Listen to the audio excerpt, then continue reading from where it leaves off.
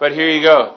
Today, your essential question, which goes on that top blue line on page 12, is how did our atmosphere form and change?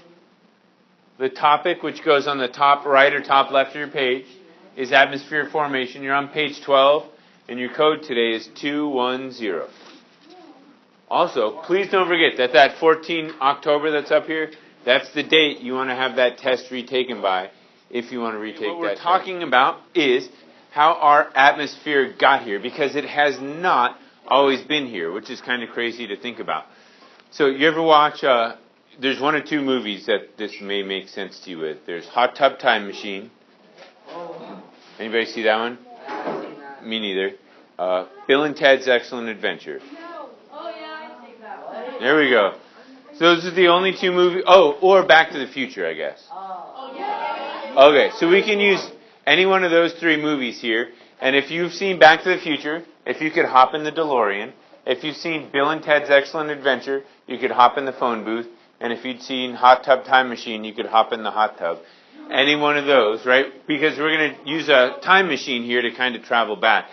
If you could travel back to when Earth very first formed, you know, we talked about accretion happening and the Earth becoming a solid object.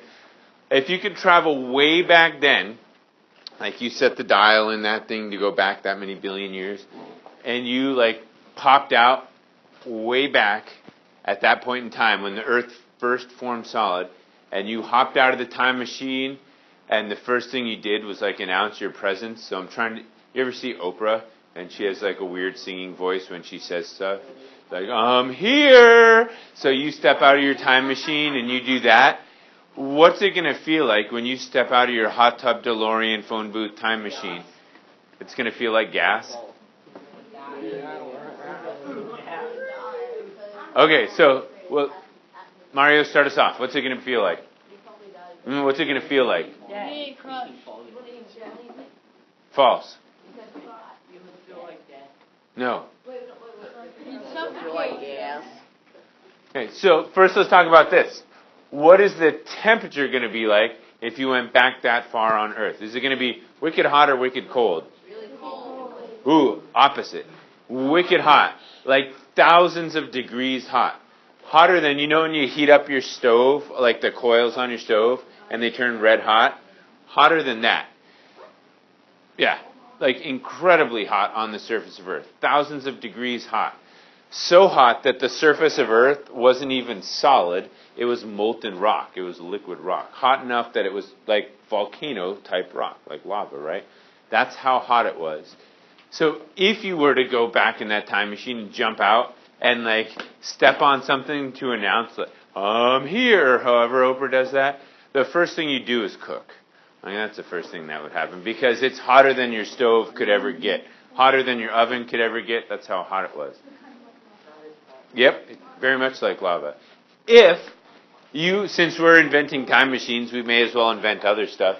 If you could invent yourself like an anti-cooking suit so that you could go back and do that and not get cooked when you stepped out, it would there would be some other issues there. One of which would be, if you go back then, there was no oxygen. There were only two gases that were around back then. And one of them makes your voice really like high-pitched and squeaky. Yeah. So if you went back far enough, you'd go to do your kind of deep, like Oprah, I'm here voice, but you'd have like helium voice. So you go, I'm here, is how you'd sound. Because back then, there was no oxygen or anything like that.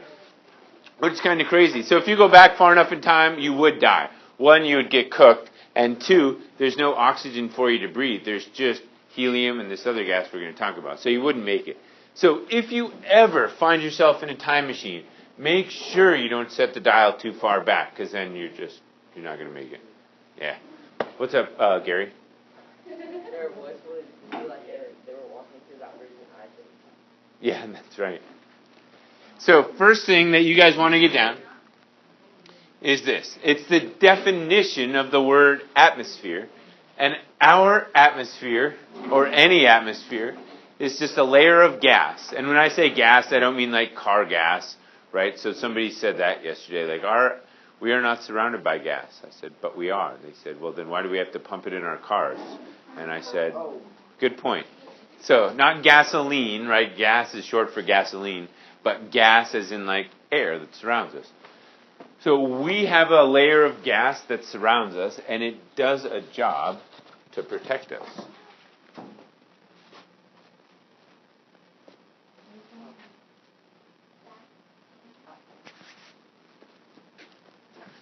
Do you know what our atmosphere does to protect us? What, Mr. Kelly?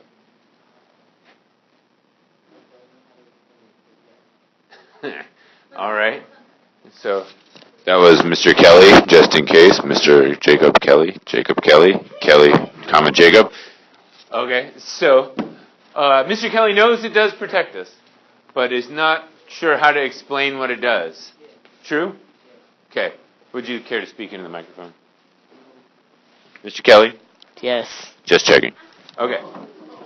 So, it does do three things to protect us. So we're going to get down what it does to protect us. Those things are right here.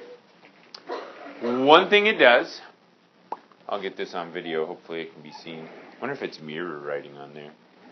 I don't know. Anyway, one thing it does is it protects us from meteoroids. We've talked about that, right? Meteoroids are things that burn up. When you go and you're out in the field with your significant other looking up at the shooting stars and stuff like that, really what you're seeing is those things entering our atmosphere and burning up. What would happen if our atmosphere didn't burn up those things? We'd all die. Yeah, it'd be really, we'd all have to wear helmets or something. Because every time you went outside, you'd be getting pelted with like little marble-sized rocks falling from the sky. Yeah, it would be more than owie, because they would be moving like pretty fast. Yeah, you would need some helmet-type stuff going on. It'd be like somebody dropping a battery on you from way up high. Like, it's gonna leave a mark, and that's not super pleasant. So, right. One thing that our atmosphere does is it protects us from meteoroids. It saves us from getting conked on the head by those all the time. Or getting, right, that's just us. If those things are falling on our house, it's always breaking holes in our roofs and stuff like that. So it protects us from that. And it does it by burning them up, right? When they go through the atmosphere, they get hot. Like when you rub your hands together, they get hotter. And if you could rub your hands at like tens of thousands of miles an hour, your hands will get really hot. Same thing happens. Yeah, you'd kind of burn them up, just like those meteoroids that come through. So it protects us that way. It makes them hot, expands them, blows them up. Next thing it does, right here, is it protects us from ultraviolet rays. Do you know where ultraviolet rays come from, Miss Grissom? I bet you do. You probably just don't know that you do. I'm hearing somebody whispering. Oh, I was going to say, whoever that is, they've got it. Sorry, Miss Lawless, I did not mean. Miss Lawless sinks in her seat. Yeah, so where do those UV rays come from, Eli?